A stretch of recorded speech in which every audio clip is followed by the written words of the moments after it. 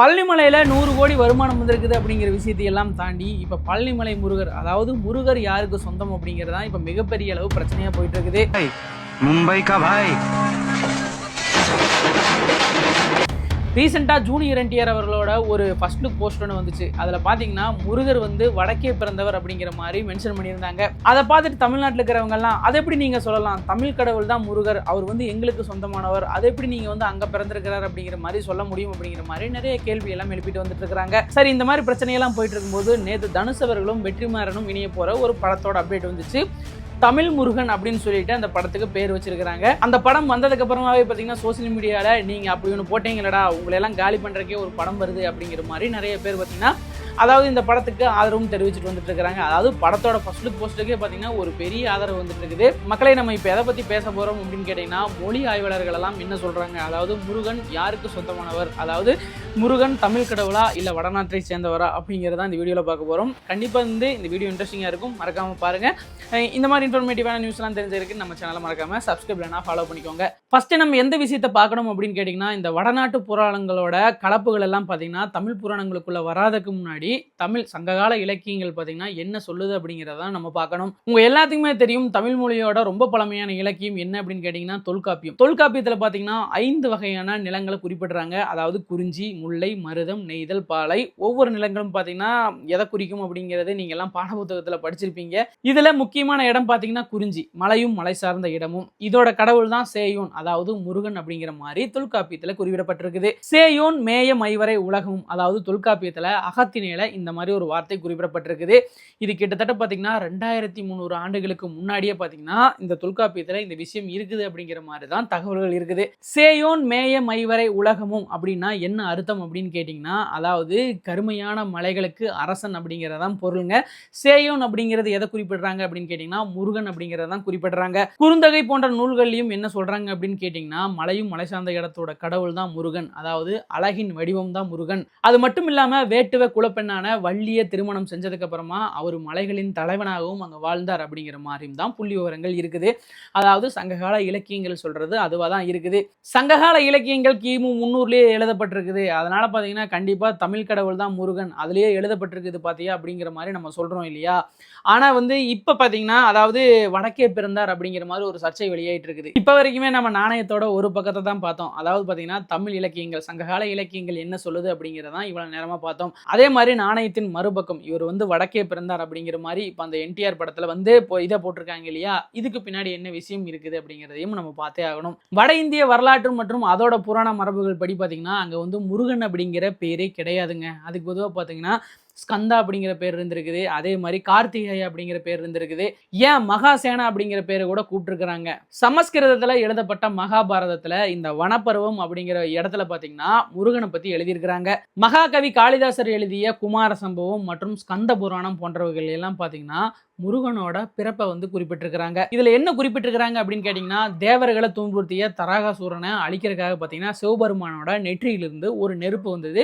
அந்த நெருப்பை பார்த்தீங்கன்னா தேவர்களோட மனைவிகளான கார்த்திகை பெண்கள் அதை தாங்கி இமயமலையில் இருக்கிற சரவண பொய்கை அப்படிங்கிற இடத்துல இருறாங்க. அங்க 6 குழந்தைகள் அவதரிக்கும் வரை அதை வந்து பாதுகாக்கிறாங்க. அதுக்கப்புறம் அந்த 6 குழந்தைகளும் வளர்க்குறாங்க. அந்த 6 குழந்தையும் சேர்ந்து தான் பார்த்தீங்கன்னா அதாவது சேயோன் முருகனா வந்து உருவாகுது அப்படிங்கிற மாதிரி தான் அங்க வந்து புராணங்கள் சொல்லுது. அங்க வந்து முருகன்ங்கிற பேர் இல்லையா, அதில் மென்ஷன் பண்ணியிருக்கிறது பார்த்தீங்கன்னா இந்த கார்த்திகேயா அப்படிங்கிற பேரை தான் மென்ஷன் பண்ணியிருக்கிறாங்க. அதில் மட்டும் இல்லாமல் ஸ்கந்தா அப்படிங்கிற பேரும் பார்த்தீங்கன்னா நிறைய புராணங்களில் பார்த்தீங்கன்னா பறிக்கப்பட்டிருக்குது. வட இந்திய புராணங்கள் எல்லாமே பார்த்தீங்கன்னா இவர் இமயமலையில தான் வந்து பிறந்திருக்கிறாரு அப்படிங்கிற மாதிரி சொல்றதுனால தான் பார்த்தீங்கன்னா இந்த என்டிஆர் படத்தில் பார்த்தீங்கன்னா இவர் வந்து வடக்கே பிறந்தார் அப்படிங்கிற மாதிரி மென்ஷன் பண்ணி வச்சிருக்கிறாங்க. இதில் ஒரு முக்கியமான விஷயம் என்னன்னு கேட்டிங்கன்னா, தமிழ் புராணங்கள் ஒரு பெரிய தப்பு பண்ணியிருக்கிறாங்க. அதாவது என்ன அப்படின்னு கேட்டிங்கன்னா, கிமு 300 முதல் கிமு 100 வரை பார்த்தீங்கன்னா சங்ககால இலக்கியங்களான தொல்காப்பியம், புறநானூறு போன்றவற்றிலெல்லாம் பார்த்தீங்கன்னா முருகன் பெயர் வந்து இடம் பெற்றிருக்குது. ஆனால் வந்து அவரோட பிறப்பு பார்த்தீங்கன்னா எந்த வகையிலுமே பார்த்தீங்கன்னா எழுதவே கிடையாது. அவரோட பிறப்பு என்ன, அவரோட அம்மா அப்பா யார் அப்படிங்கிறதெல்லாம் பார்த்தீங்கன்னா அவங்க வந்து இந்த கான்செப்டையே தொடலை. முருகன் வந்து அதாவது பார்த்தீங்கன்னா முருகன் வந்து குறிஞ்சி நிலத்துக்குரிய தலைவன், அழகுக்குரியவன் அப்படிங்கிற மாதிரி மட்டும்தான் மென்ஷன் பண்ணியிருக்கிறாங்க. இவர் வந்து வள்ளியை திருமணம் செஞ்சிருந்தாரு, அங்கே வந்து தலைவனாக இருந்தார் அப்படிங்கிற மாதிரி மட்டும்தான் மென்ஷன் பண்ணியிருக்கிறாங்களே தவிர முருகன் வந்து எங்கு பிறந்தார் அப்படிங்கிறத பற்றி இவங்க மென்ஷன் பண்ணவே இல்லைங்க. கிமு 2ஆம் நூற்றாண்டு முதல் கிபி 1ஆம் நூற்றாண்டுக்குள்ளே பார்த்தீங்கன்னா பார்த்தீங்கன்னா மகாபாரதம் வந்து அதாவது சமஸ்கிருதத்தில் எழுதப்படுது. அதில் தான் பார்த்தீங்கன்னா இந்த வனப்பருவம் அப்படிங்கிற இடத்துல தான் பார்த்தீங்கன்னா முருகன் வந்து எங்கே பிறந்திருக்கிறாரு, எப்படி பிறந்தாரு, அவரோட அம்மா அப்பா யாரு அப்படிங்கிறதெல்லாம் பார்த்தீங்கன்னா மென்ஷன் பண்ணி எழுதியிருக்கிறாங்க. அதுக்கப்புறம் என்ன ஆகுது அப்படின்னு கேட்டிங்கன்னா, இந்த வட இந்திய புராணங்களில் பார்த்தீங்கன்னா இந்த பிறப்பு கதையெல்லாம் எழுதியிருந்தாங்க இல்லையா, இந்த பிறப்பு கதையெல்லாம் பார்த்தீங்கன்னா தமிழகத்துக்குள்ளே வந்து இந்த வணிகம் செய்ய வர்றவங்கெல்லாம் பார்த்தீங்கன்னா பயங்கரமாக ஸ்ப்ரெட் பண்ணுறாங்க. அந்த சமயத்தில் வந்து தமிழ்நாட்டுக்குள்ளேயும் பார்த்தீங்கன்னா இந்த கதைகள் எல்லாம் பிரபலமாகுது. மக்கள் வந்து நம்ம வந்து இங்கே வந்து முருகனா வழிபடுறவங்க தான் அங்கே வந்து கார்த்திகேயன் அப்படின்னு சொல்கிறாங்க அப்படின்னு சொல்லிட்டு ரெண்டையுமே பார்த்தீங்கன்னா ஒன்று தான் அப்படிங்கிற மாதிரி நம்புறாங்க. நம்புறது மட்டும் இல்லாமல் பார்த்தீங்கன்னா அதை இன்ஸ்பயர் ஆகி பார்த்தீங்கன்னா இங்கே நிறைய கதைகளில் பார்த்தீங்கன்னா அதை தொட்டு தழுவி இங்கே வந்து நிறைய விஷயங்கள் எழுத ஆரம்பித்தாங்க. அதுக்கப்புறம் பார்த்தீங்கன்னா கிபி 3ஆம் நூற்றாண்டுக்கு பின் தான் பார்த்தீங்கன்னா பரிபாடல் அப்படிங்கிற ஒரு விஷயம் வந்து வருது. அதிலும் பார்த்தீங்கன்னா முதல்ல அதாவது சங்ககால இலக்கியங்களில் தமிழ் இலக்கியங்களில் முருகனோட பிறப்பு சம்பந்தமாக எழுதப்பட்ட ஒரே புராணம் பார்த்தீங்கன்னா அதாவது முதல்ல எழுதப்பட்ட புராணம் பார்த்தீங்கன்னா இந்த பரிபாடல் இலக்கியம் தான்.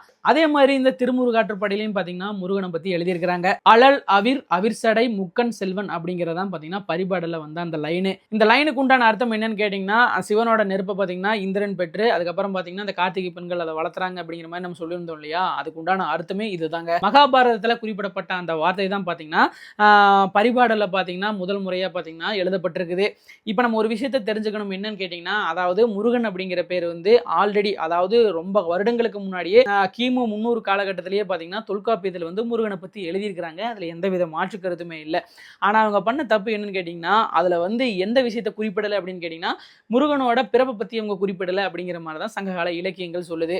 அதுக்கப்புறம் பார்த்தீங்கன்னா அதுக்கப்புறம் வந்த இந்த மகாபாரதத்துக்கு அப்புறமா தான் பார்த்தீங்கன்னா வந்த பரிபாடலில் முருகனோட பிறப்பு வந்து எழுதப்பட்டிருக்குது அப்படிங்கிற மாதிரி சொல்கிறாங்க. ஆக்சுவலாக பார்த்தீங்கன்னா நம்ம வந்து இதில் வந்து மிஸ் பண்ணிட்டோமோ அப்படிங்கிற மாதிரி தான் இருக்கு. கண்டிப்பா தொல்காப்பியத்தில எல்லாம் பார்த்தீங்கன்னா முருகர் அவர்களோட பிறப்பெல்லாம் குறிப்பிடப்பட்டிருந்துச்சு அப்படின்னா இந்த பிரச்சனையே இருந்திருக்காதுங்க.